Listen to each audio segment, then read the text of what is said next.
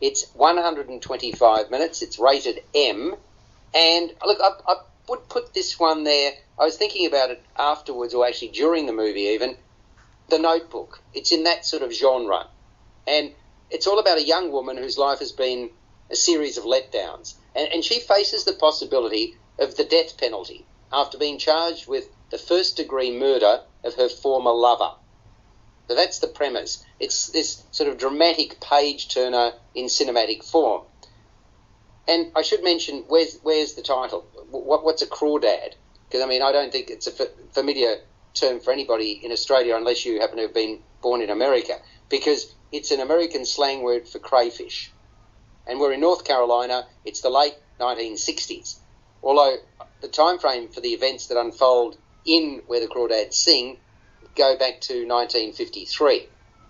Kaya Clark, K-Y-A, talking about unusual names, is the youngest of 5 children with an alcoholic, violent and abusive father.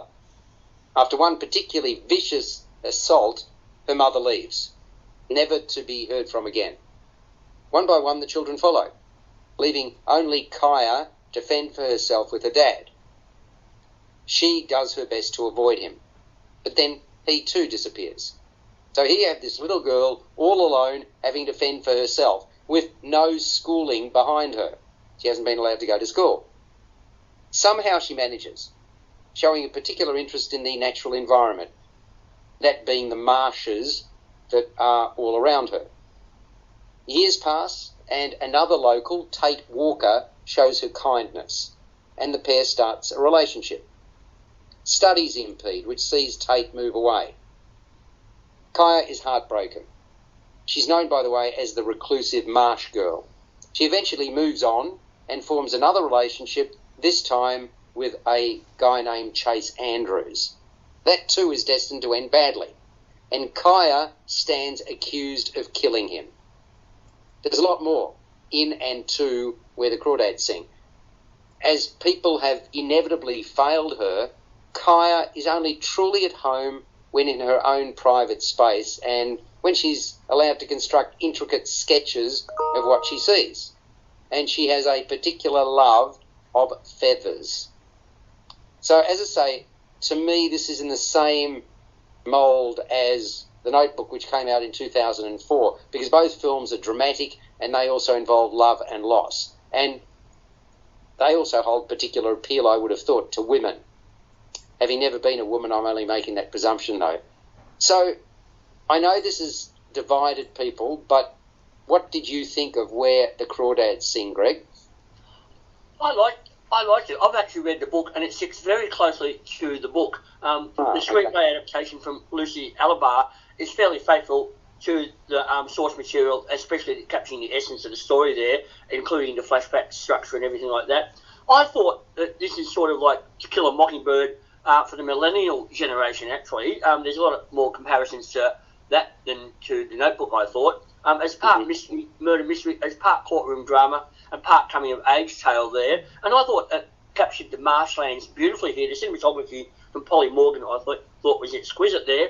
I thought Daisy Edgar Jones brings a feisty quality and a strength to her performance as Kaya as well. I thought it was a very good film, and the fact that the lawyer who defends Kaya on court is played by David Strathairn. He's got this Atticus Finch quality to him as well. I thought with his nobility, his decency there, and especially when he addresses the jury at the end there, wearing the white suit. The first thing I thought of was the climax of To Kill a Mockingbird there, so that's why I draw that comparison there. But I actually liked it. I thought it was a really good adaptation. I know it's divided some people, but people who have read the book will probably appreciate the fact that, unlike some cinema adaptations of books, The Grey Man, that sticks pretty closely to the source material, which is what you probably want.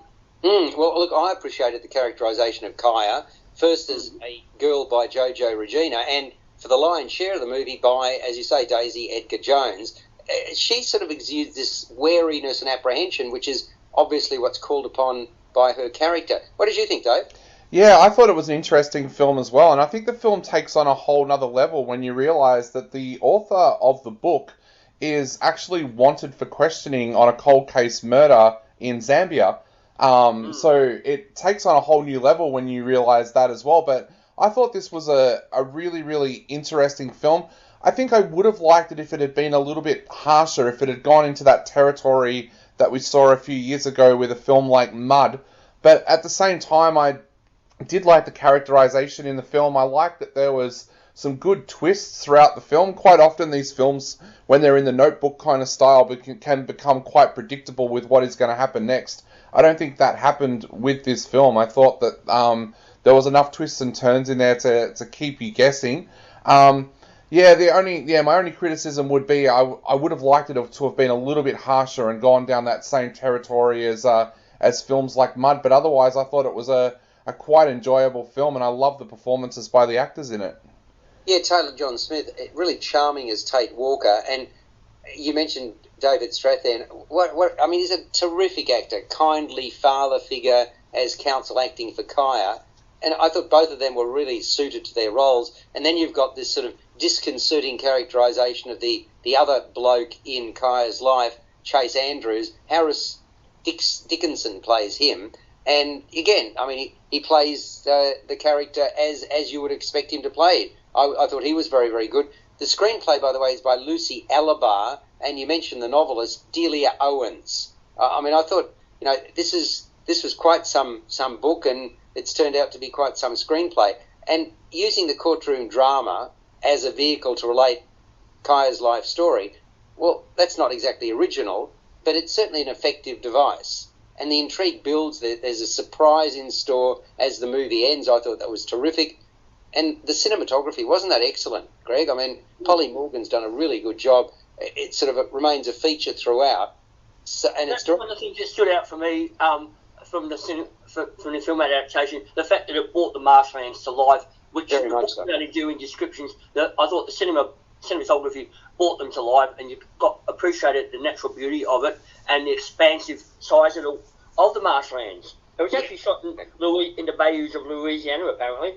Yeah, I read that, but obviously, I don't think any Australians would know the difference unless they've visited the areas. But it's directed by Olivia Newman, and you mentioned beauty. Well, that's the beauty of this movie, where the Crawdads sing. It's got beauty and it's got pain, and it's got a lot of pain. There's no question about that. And look, you've got to suspend belief, don't you? Because Dave, when you're thinking about a 6 or 7 year old bringing herself up. To be as resourceful as she is, I think that's a bit of a stretch. Let's be honest. But you don't really concentrate on that, do you? Yeah, I'm not sure about that, because we've seen a few films over the years where it seems that these people that live out in the bayous, it does happen quite often. We've seen a couple of films now that have been true stories based on people that have kind of brought themselves up, because we say that she brought herself up, but she basically had a community looking out for her, in a sense. But one of the things I find about these films is they always depict that area as an area that's kind of dangerous to go, but for some reason it looks so beautiful that I want to go to the Bayou areas now of America to explore. It looks so amazing when they bring it up on screen, and like I said, we've seen it in a few films now, and also a television series. I know it's gone out of my mind what it's called, but it's about a group of teenagers living out in the bayous that's on Netflix at the moment, and it just looks like such a beautiful area. You want to go there and explore the wilderness and the wildlife. Have you boys... While you appreciate the natural beauty there, Dave, did you fear you might hear banjo start playing in the distance? Yeah, definitely. Yep. Have you ever wandered around Florida? I found this rather disconcerting. We were there, and I obviously needed to go on my constitutional, so I went on walks, and there were signs watched for the alligators. Yep. Which is very, it's kind of, okay, be careful of snakes. Yeah, we get that in Australia. We sort of, and other wildlife and kangaroos crossing, etc. But and don't think for a moment seeing a mighty big snake wouldn't scare me. Of course it would. But the idea of confronting an alligator when I'm walking around there, that was really something. It wasn't what I anticipated. Let me be honest. Have you done that, or have you not seen those signs? Have either of you been to that part of the world? Yeah, I have seen those signs, and yeah, it's pretty terrifying. But we get the same here in Australia. If you go up to Darwin and that as well, you get the make sure you don't swim at the beach because there's crocodiles, and it just makes you realise that, hey, you're in another country now, or in another area that's very different to what you're used to. Exactly. So Where the Crawdads Sing, once again, M-rated, 125 minutes. Greg, score out of 10, please. 7 out of 10. And Dave? Yeah, I'm giving it 7 out of 10 as well. And I'm giving it 7.5. So we're all in similar territory. Now,